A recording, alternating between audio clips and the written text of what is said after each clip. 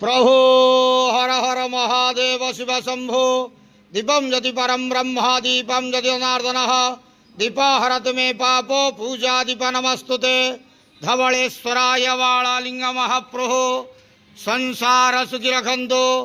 आज आषाढ़ मासर शुभ शुक्रवार रे समस्त श्रद्धालु भक्त मान को आश्रीपद करंतु, मनस्कामना पूर्ण करंतु, कर्मक्षेत्र उन्नति करंतु, ग्रहरिष्ठ खंडन करंतु, जगतर मंगल करंतु, विश्वर कल्याण करंतु, आपणकर नाम प्रकाश करंतु, सेवकर डाक श्रवण करंतु, समस्त गोवसा भक्त मानकर मनस्कामना पूर्ण करंतु।